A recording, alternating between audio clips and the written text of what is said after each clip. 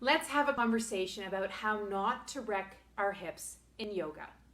And this is an important conversation because it's been going on for years. I've seen it through my entire career of over 20 years of working in yoga. And now the media is now seeing that it's a big deal too. And in the yoga industry, we're hearing so many people talk about just how crappy, really shitty yoga is. And I really want to make a point here. Yoga, yes, it is an exercise-based program when we're looking at the program of postures. But yoga is also a practice of awareness. And when we do this practice, it's not a fitness-based practice. It's an awareness-based movement practice when we're looking at it from a posture or an asana perspective. So the thing is that if we're actually moving with awareness, then we wouldn't actually have these injuries. Now, why have we gotten ourselves in this predicament? Well, one of the reasons I think that we've gotten into this predicament, and people are probably going to call me out and call me judgmental and arrogant and all the rest of it, and so be it. But I've kept my mouth shut on this for far too long, and it's time for me to open it. And that is, there are so many 200-hour and 500-hour teacher training programs that are teaching cues that have nothing to do with the hips.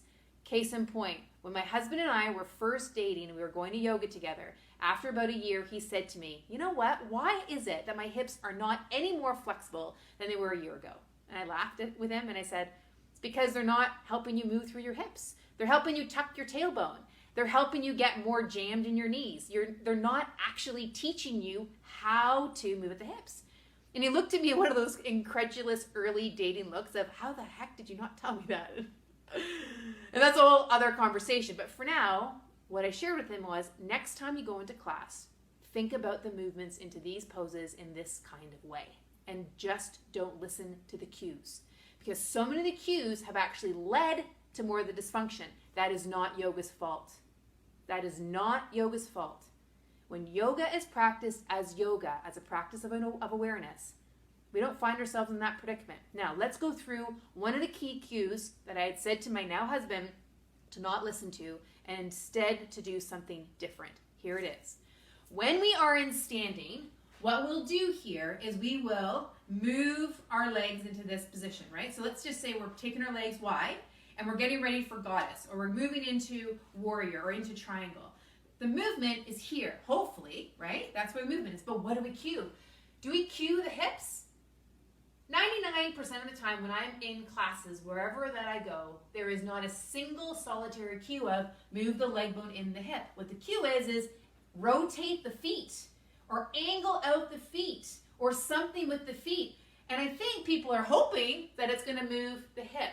But when I teach the therapeutic yoga intensive, time and time again, what we see is people's hips aren't moving. And you know why? Because the attention is at the foot.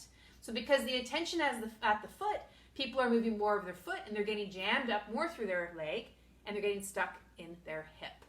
And that hip isn't moving. Then we start to play that into other positions that are really hip positions, and what we're cueing is not actually helping to improve anything in the hip.